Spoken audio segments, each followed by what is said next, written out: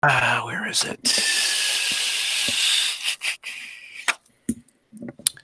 Hold on.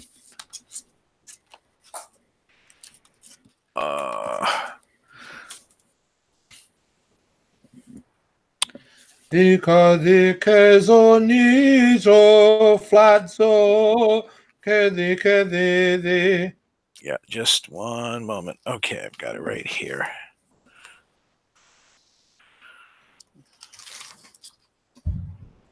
Sorry, I'm pulling the book out as it is written. Okay, I'm almost there.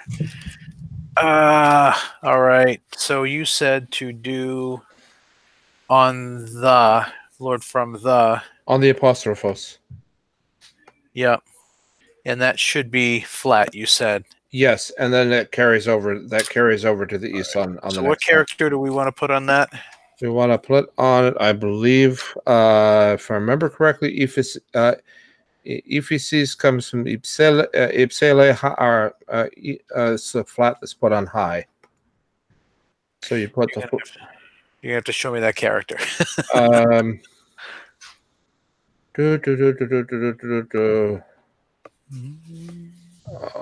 Hold on just a second, I'll be right. All right, hold on.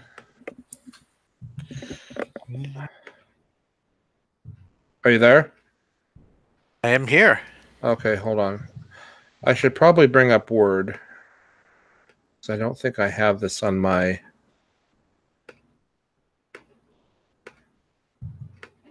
I just have to find out where my toolbar is. I've had to do things a little bit piecemeal with this program. Okay, hold on. It's going to take it a minute. Sure, no problem. So should that be praise the Lord from the heavens? Yes. Praise him in the... Yeah, okay.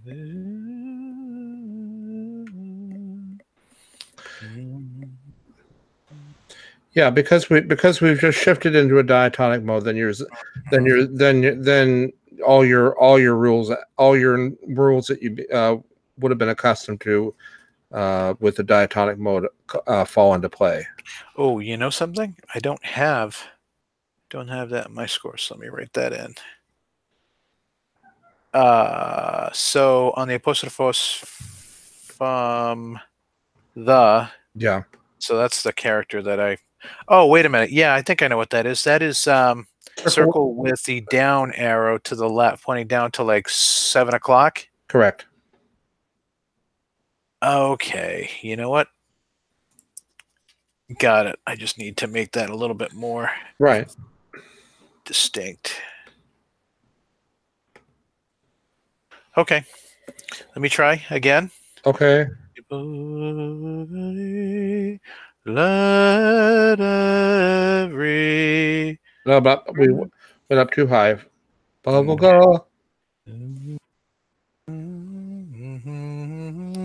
Let every breath praise the Lord. Except you clipped this. My timing? Well, you should Gadi Papa.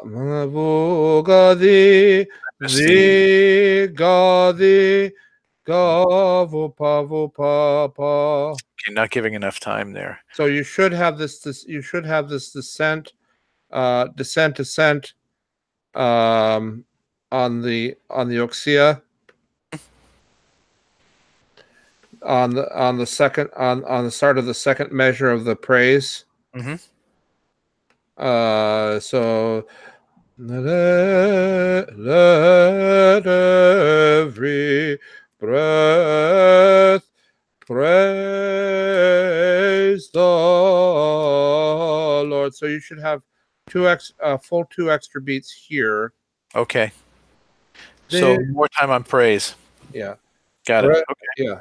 So you're not chanting what's in the score. Basically, you're just clipping out Yeah. you're clipping out a Cheating. no clipping. Okay. Okay, try it from the top. Let every breath praise the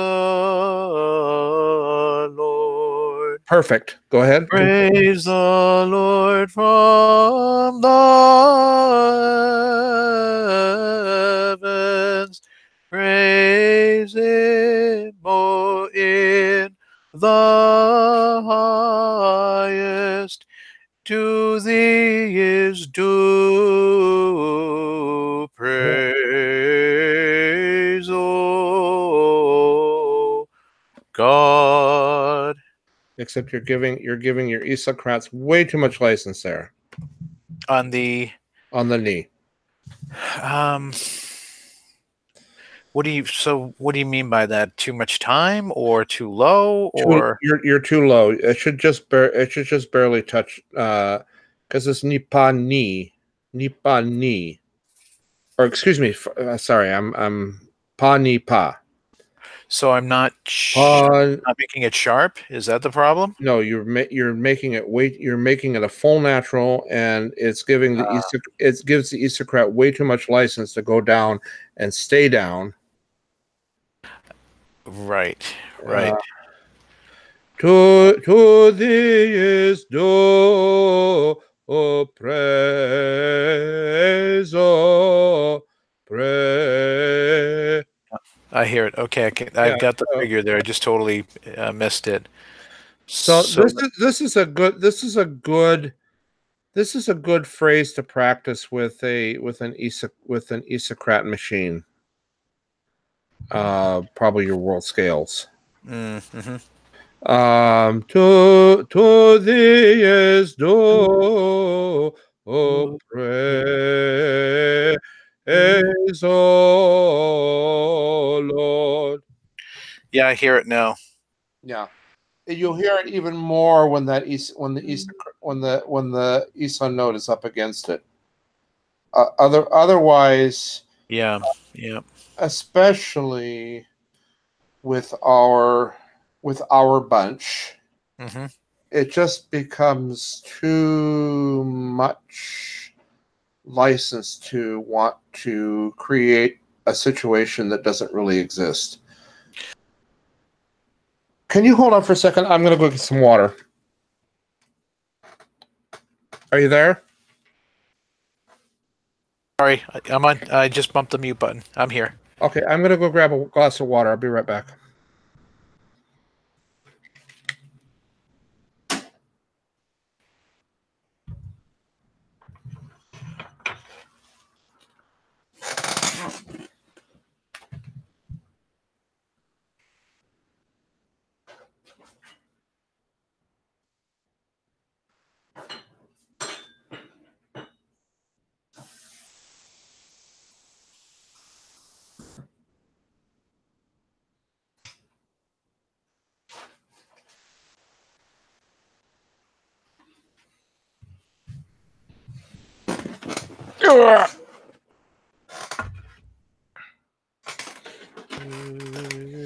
All right, I'm back. Okie dokie. Yeah. So basically, the objection to shifting the Eson down a whole step Mm-hmm. here is this really isn't anything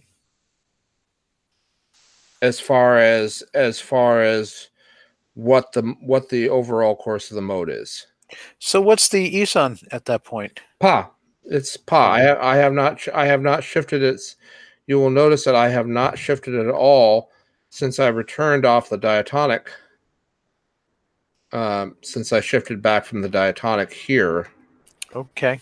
So really, this is entirely in mode with this, even though your note dipped once, one below. It goes back up. up, and then concludes, and then resolves on pa. Okay. Does that make sense? That's Yeah, part it does. that's part of the whole that's part of the whole strong note of tracks is that your is really, again, you have to understand where the mode is sitting, and it's still sitting on right here on the pa. So, John, if we look at this sentence, "To thee is due praise," right? That's going to be to thee. So the praise, the first note is pa, Mm. pa vuga thee. No, ni pa vu ga. Oh, okay. So that first character, first is ni, pa vu. I see. Yeah, So that's where the attraction comes in, from ni to yeah, pa. yeah. Again, it's that the existence of that pa there is extremely momentary, Mm, extremely momentary, and it is not really creating a new mode. Uh, Not like you would see in some Plagal second hymns, like to when I the hapless one. The pa when pa the gavo pa ni. There you right. there you can move the isan. There you can move the isan down because it is actually doing something. So elaborate on what you mean by that. So the Isan follows the melody, and you're Isan, saying that the melody actually drops lower than it does in this piece here. yeah. Well, in the case of a hymn like that, Hmm. you're doing you're doing um, a partial cadence on the knee. So you're dropping down and resting there before the next phrase hits. Is that because there's a timing character, like No, something? To, it's just what the melody is doing.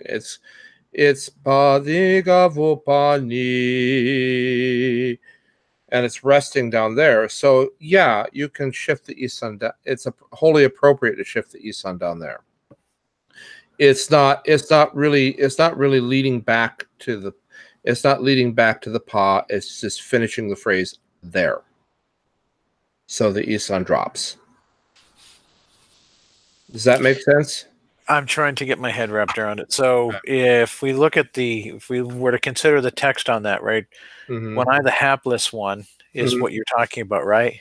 So how do you know that you're kind of waiting on that? Is there a comma there that tells you? Um, Phrasing, what is it that tells you to go you're to drop deeper? the melody itself. Uh, Let's see. Sorry. Let me just. I'm gonna momentarily drop out of um, Screen share mode. the score here and go into my chalkboard here. Okay. So let's see. Uh, Pavogadi the Gavu Pa Ni.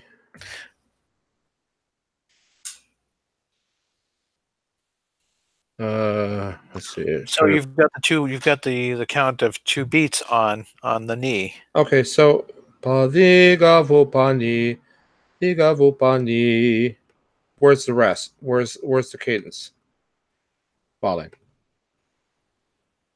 Not sure if I follow what you're asking. What note it's falling on? What note is the cadence following on? Well, it's dropping to knee, but it's hovering right around pa. No, it's dropping down to knee. Yes, Period. right, right. Period. Hmm. Period. This is where when I the hapless one. Now there's a So hold. There's a hold here, right? So you're taking an extra beat. basically it's basically where the mode is going. You have Okay, to, this is just when I'm headed towards you. Yeah. you have to know where the mode is falling. So, oh, come on, stop it. We're spazzing out here. Okay. So here our Isan is Pa, basically.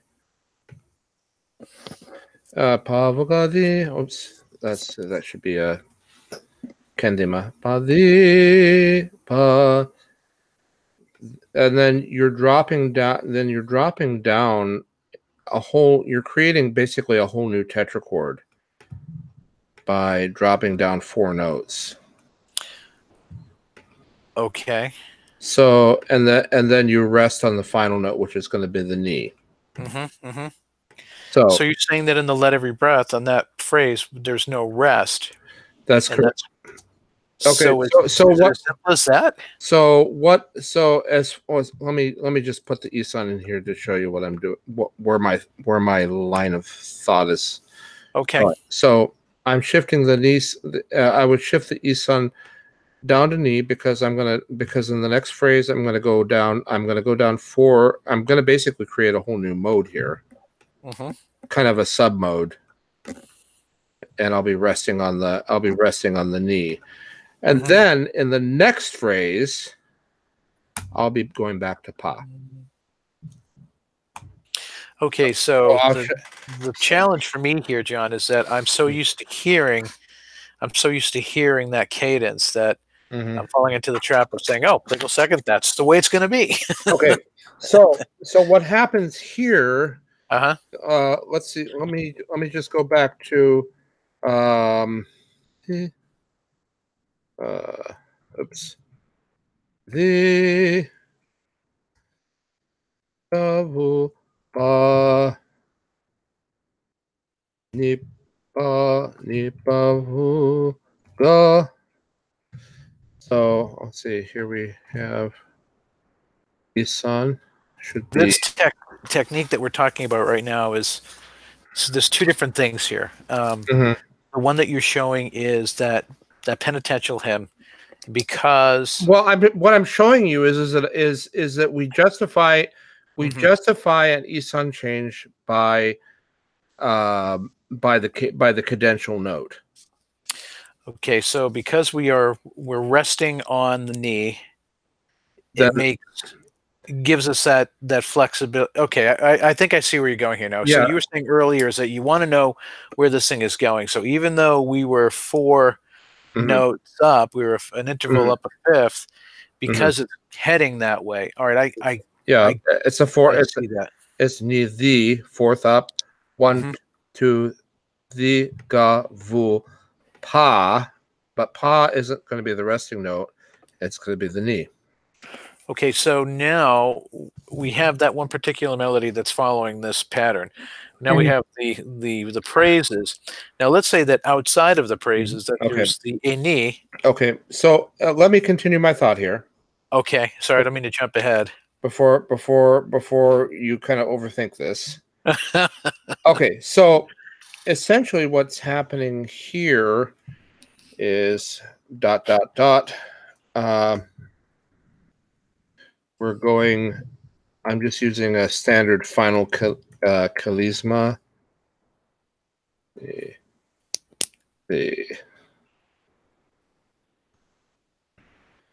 So you're. Let's see.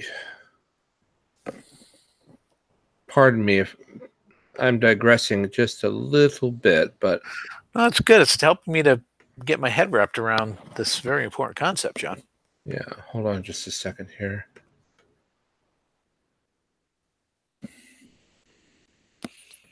Okay. Because then I want to know if that is more of the norm for Plagal second. It should be the norm. You don't run across pa ni pa or pa ni pa very often, except towards the second to the last phrase. And you're talking pa ni pa as an Isan. Well, as far as a melody goes, you don't run into it. You don't run into it very often. But the scores that we're used to did. Oh yeah. That was kind of the melody. Okay, so yeah, sorry. This is the thing, the pattern I need to Right. break that pattern. Okay, so the vu pa ni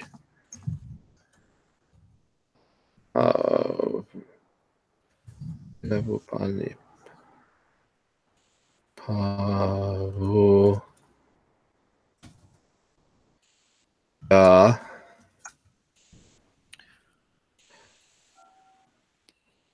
ga. So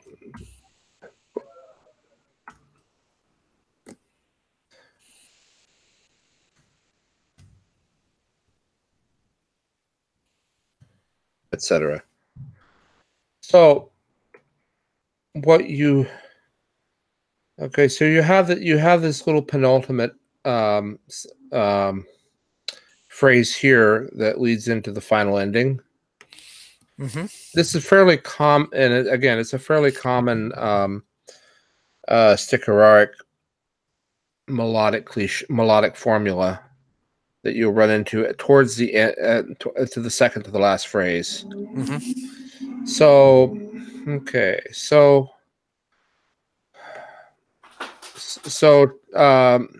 ignoring any text that we have other than the musical, we're just going to think paralogie here.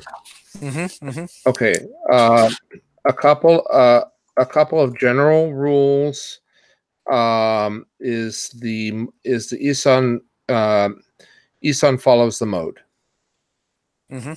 always. Mm-hmm. Even in situations like grave where it goes from God to knee and it doesn't necessarily lead there. You do have a kind of an occult shifting of modes, but Isan always clarifies the mode. So can you tell me the Isan would generally be what? The or pa? It will generally be whatever the tonic note, whatever the prevailing tonic note of the mode is. So for what we're talking about with the Sticheraric melodies in Plagal second, pa. It'll generally be pa. When it shifts up to agia, it goes up to the.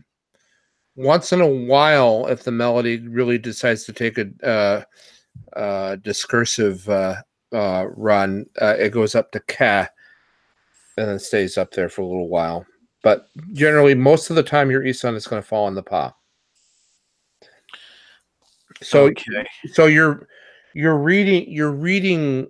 Again, this is a case where, particularly if you're chanting and dictating Isan. Mm-hmm. See, it's the chanter that dictates the Isocrat, not the Isocrat that dictates the chanter. Mm-hmm. Period.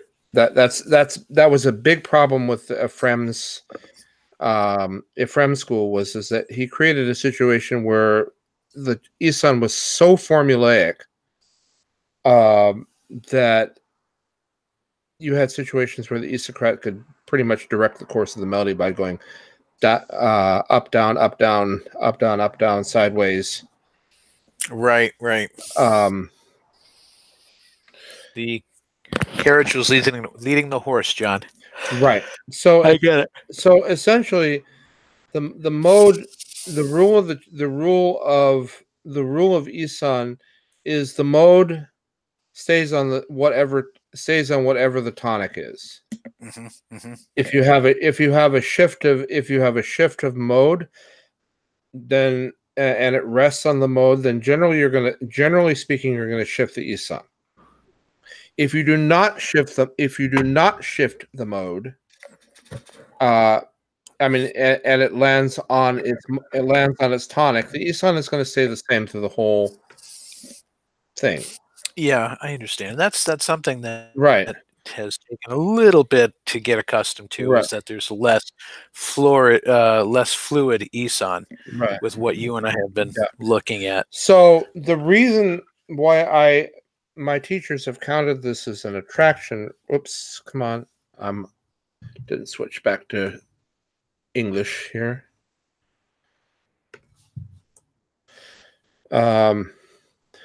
treat this as an attraction is because what's the direction of the mode? Right, right. So you're starting with the going down to pa. So you're so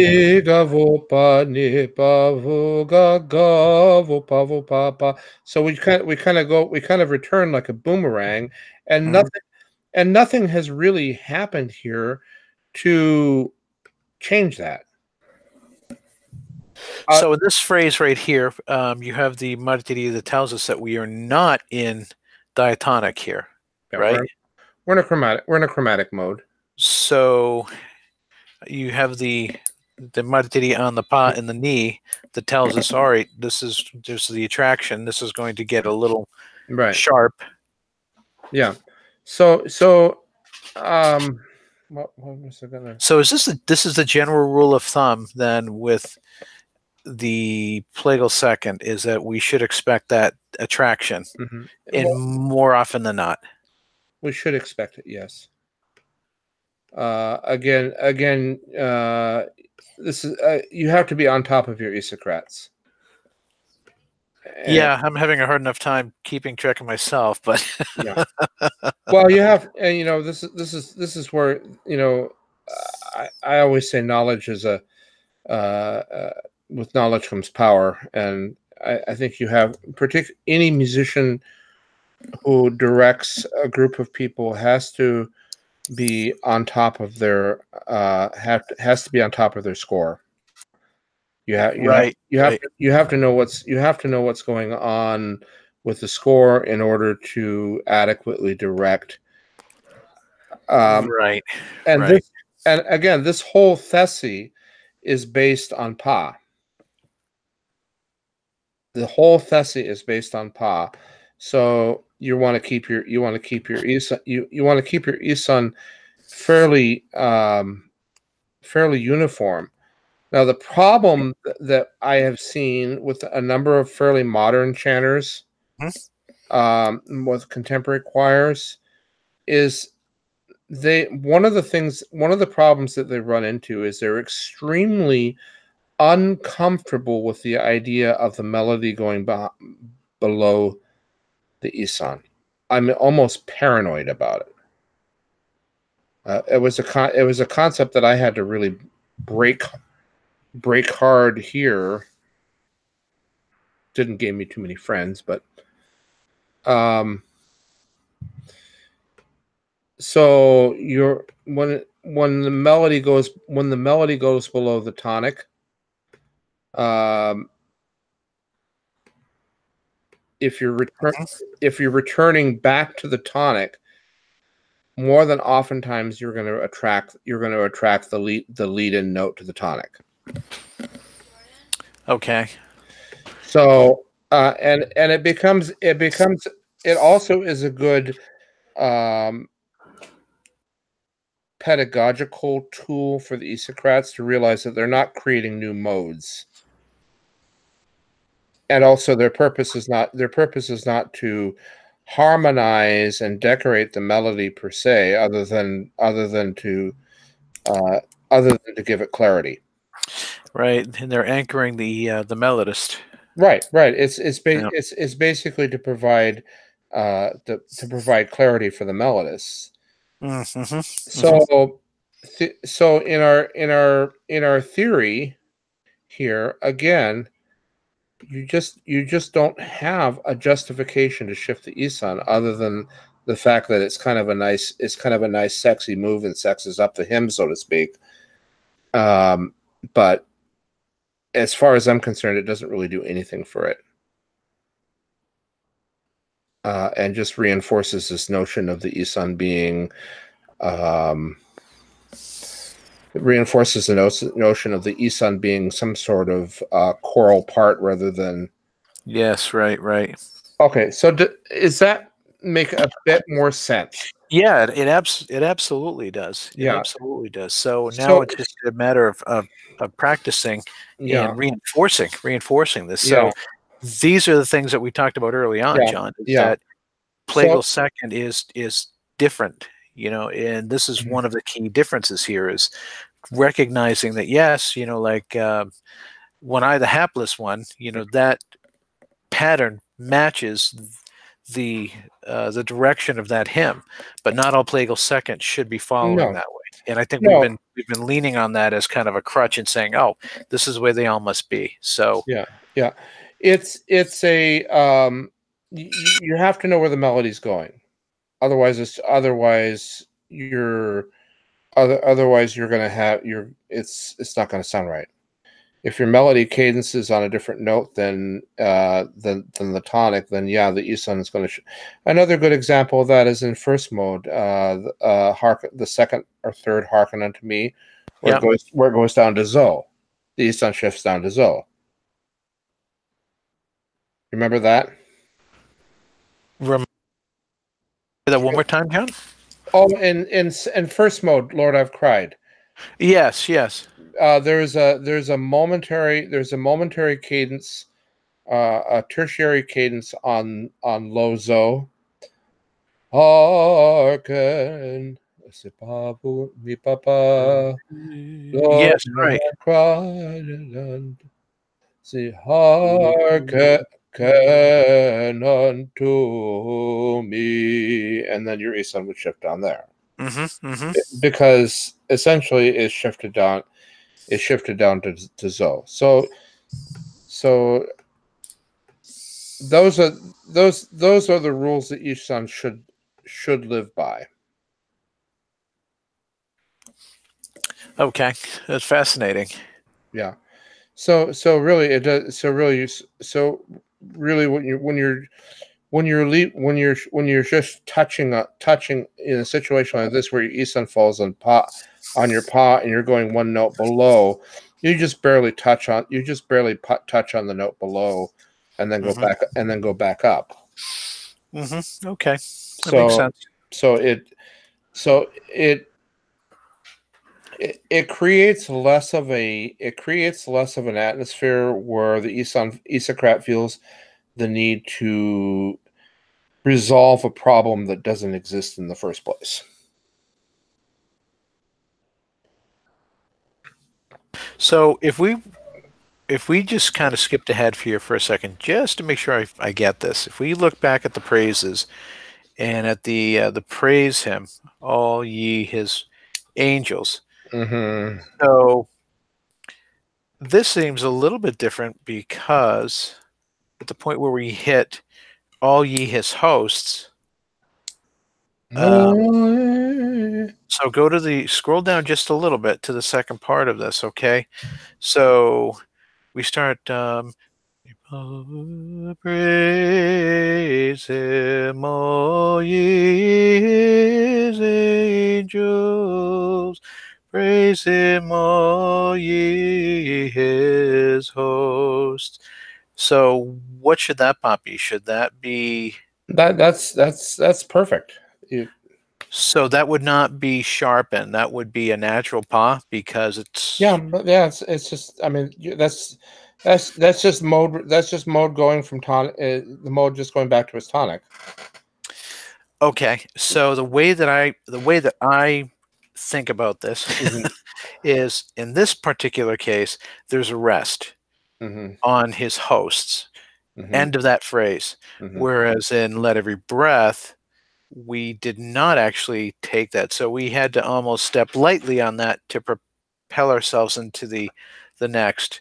So to thee is due praise, O Lord. Is that the right way to approach this? To thee is due. This is an identical phrase to the one on the previous hymn. Yes, it is. It is. But it's just that the in this case there's the punctuation which dictates that that's an ending on that cadence. Yeah. Whereas up above, that's not an ending. So it's almost, let's take a light step so that we can keep moving forward. So I guess if I kind of think of it that way, it makes a little bit more sense for me. Okay, here we're in oops. Here we're in diatonic on the ye his angels, right? Resting on thee, and then we return us back to a chromatic thee. So Yep. we're back in hard chromatic on pa, and just resolving on the pa. So we're not doing any attractions. We're just doing the usual scale the usual hard chromatic scale degree. So we're here and here. Oops. So it's hard for me to highlight this. So all the way to the pa second line, from praise him all ye his hosts. If we're to use a Western idiom, we're in key. We've returned to key. Okay. And then we're continuing that with that all the way through here. So this is just an itty bitty this is just an itty bitty attraction. And the same thing happens here. We're in mode all the way down. We're in mode all the way to the end from here. So your knee is not really contributing to the modal to the overall modal structure. So the Isan stays the same. Okay, so the way that we're handling the do praise up above is the same we're going to handle the do praise down below, because correct. And anytime you see a scenario, a thesi like this, oops, where it goes pa ni pa at towards the end, and that's really I've so rarely seen a thesi like that in the middle of a hymn. That's something that's so characteristically ending. You might as well just call this whole thing an ending formula. Okay, so if we go up just a bit, and that second hymn there, to thee is due praise, so that would be to thee is due praise, oh God. That's it. Yeah, and as I said, get used to that. It's a fairly characteristic praise. It's a perfect. It's a fairly characteristic ending formula. Sometimes, like in some of these hymns, you have something a little bit different, but overall, I would say that that's a fairly characteristic ending formula. Okay. Let's do the praise him all ye angels, and then we'll continue into the perfect. Okay, very good. Sorry, John, just making some notes. Okay. Praise him, all ye his angels. Praise him, all ye his hosts. To thee is due praise, O God.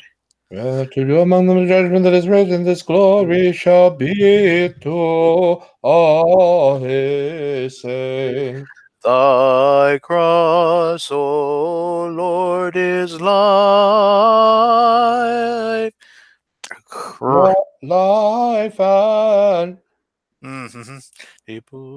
Thy cross, O Lord, is life and resurrection for thy people.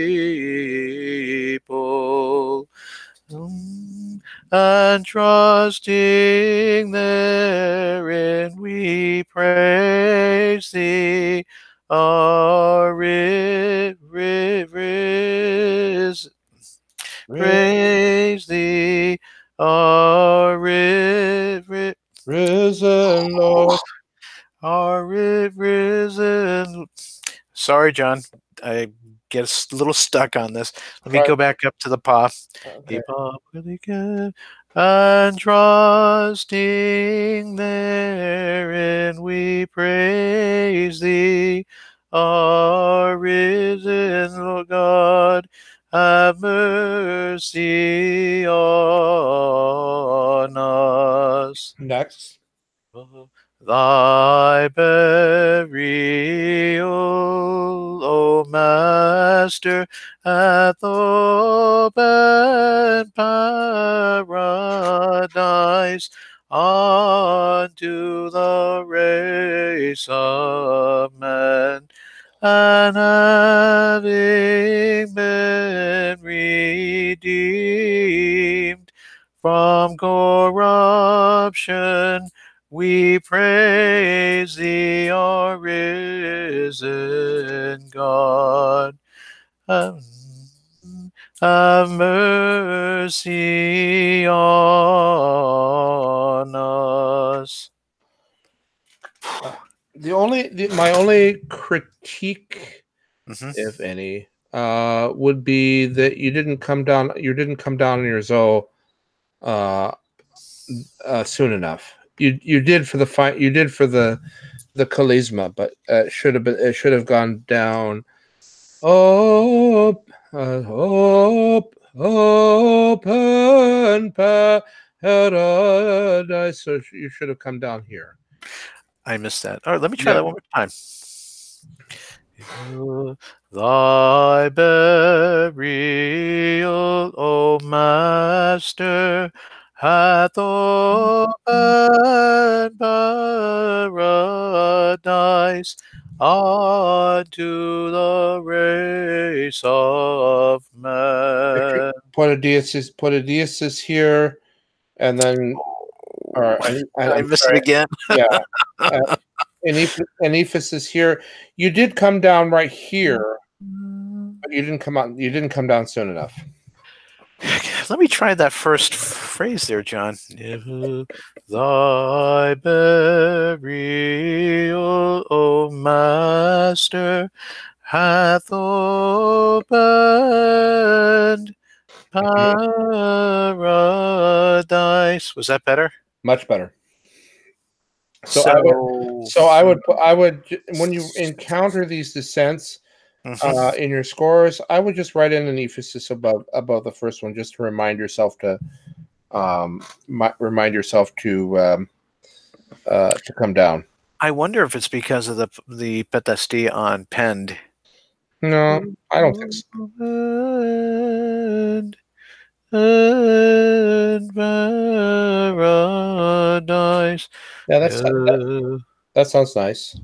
Thy burial, O Master, hath opened paradise unto the race of men, and having been redeemed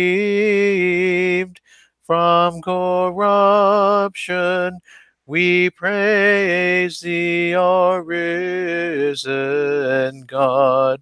Have mercy on us. Not bad. I see you're resisting my you're resisting my Victorian English here. Which part is that, John? Redeemed? Yes. Is that how you're doing? Yeah, I throw in a little bit. I've thrown a little bit of Victorian English in it. If you listen to English choirs, when they do psalmic chants, they always unallied the ed endings, or commonly do. Well, it would be helpful, I think, because it takes that count. Yeah. So instead of redeemed, it would be redeemed. Yes. Yeah. So that's part of the reason I do. It's I have to admit, it's a bit of my somewhat. Oh, you're guilty. Yeah, I understand, John. Somewhat ironic sense of humor. That's all right. It's all right. Okay, try this one here. Yeah, why don't we try that? And then I think as it is written is fairly further down. That's going to be hot. That's going to be up to. That's going to be a soft chromatic up Z. to C, right? Yeah, that's a pretty interesting one. With the Father and the Spirit, let La.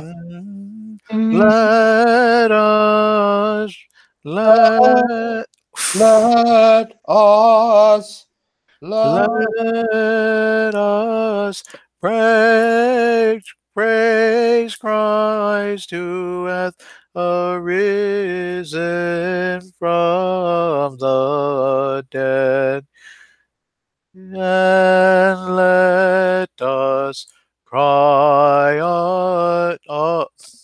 let us cry unto him, thou art. Let me try it. Sorry. And let us cry unto him, thou art our life and resurrection. Have mercy on us. As it is written, thou didst rise a third day. No. Zoke as zoke the gadi kedi gavu gadi kedi gavu gavu gavu gavu as it is written, thou didst rise the third day from the tomb, O Christ. So why don't we work on that one for next week? Yeah, that's a pretty funky one. That's so peculiar. Why it jumps out of? I don't know why, because you have this sort of repeating you have these repeating melodic formulas up here. Yeah. Plagal Fourth has got some repeaters in if you look in the this is one that always had me scratching my head, because this was a formula that HTM never really explained, because they're in Plagal Fourth they have it listed as a prosomia, O Lord of all. Yes. But yeah, they do have repeating. We do have some repeating formula here, and then all of a sudden it goes up to an aftamala for an original melody for another prosomia. So my question of course is why, but I don't get. Yeah. We just Petros is not available. yeah, wasn't at the meeting, but then we go back down to Well, it sounds like they really want the here to recognize that this is something unique and I noteworthy. I guess I don't want to Speculate. yeah, so let's try do you have the psalm verse, do you have the psalm verses these are troped in between I don't. for the praises? No, I don't for Plagal's second. Let No, me no, no, go I back mean to. just the text. Oh yeah, of course I do. Yeah. So why don't we practice first three in hard chromatic with psalm verses in between them, and then let's make sure that we anticipate at the end of the number 3 or 4. 1, 2, 3, and then at the beginning of 4, make sure that you jump up to the thee for the psalm verse. John, can I try the first phrase of this again? Sure. As it is written, thou didst rise the third day from the tomb, O Christ. Yeah. Fairly close? Fairly reasonably close. Okay. That way I can get sort of the melody in my squash. I've got a couple of evenings tomorrow and Tuesday. I can probably start belting up Plagal's second Orthros. It's in general, it's a very interesting. It's one that I didn't think I would initially like when I first learned it, the hard chromatic, but it kind of grows on you. Yeah, it sure does. Because it has a very, on one hand, it has a very funeraic quality to it. On the other hand, it's used a lot of times for feast days. Yes, the Plagal second Loxasticon is very common. Is very common. The feast of the oh gosh, Nativity of the Mother of God. Mm-hmm. The Lord I've Cried is entirely in Plagal's second. Right. Which it always struck me as being a little odd because Plagal's second is also used as kind of a discursive from the the happy-ish modes when you're running into phrase like sin, death, and so it always has had it has always had a little bit of a why is this now? Right. That's fascinating, John. As I think we've discovered here that when you start looking at the music, there's really a lot more to this, and the interrelationships between clergy and choir, flow of the service, emotion. What's the emotion that's trying to be evoked? And that's something you can't overlook, clearly. And well, that's one of the reasons why we're broadening the horizons here for us, right? Well, that's one of the reasons why I'm a big advocate of chanting from scores is that too often with just doing free chanting, right? As we have been actually, a lot of people in America have become accustomed to, even in the Antiochian, they have the same phenomenon with the Kazan material. Is they only had a limited amount of stuff, and then they had to free chant everything else. Whereas, the business of it being we were always told by Matt F that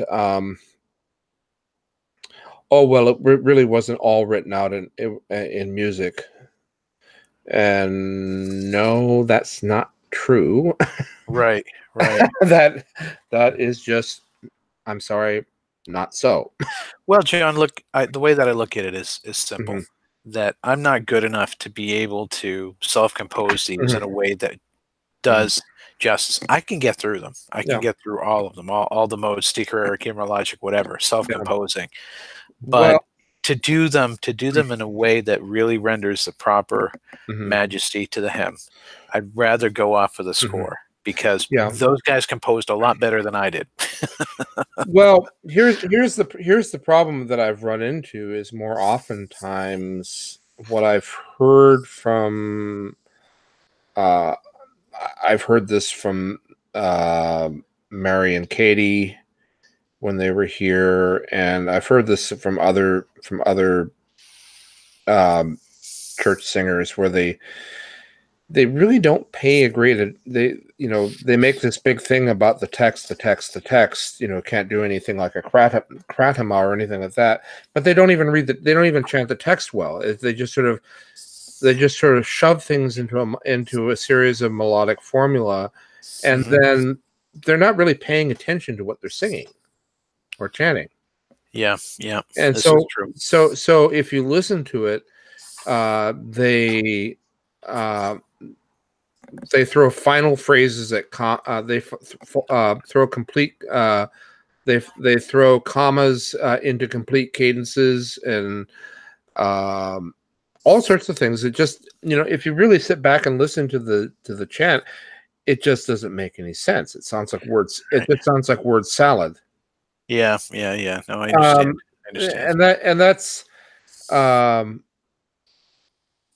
I realized that the chanters in Constantinople, the great church, were all trained. They don't allow music scores up there, but that's the thing, though. They all learned from the scores. They all memorized the scores. Yes. Until they were sick of them. Right. I'm sure that's the big difference between what we'd been doing and a situation like that is that they spent a lifetime training to get up to that point, and they literally memorized the scores. Like these men have brains like steel trap, like bear. They have minds like bear traps. Yes. Yep. I understand, John. It just doesn't let anything out. No, well, it's fascinating as always, John.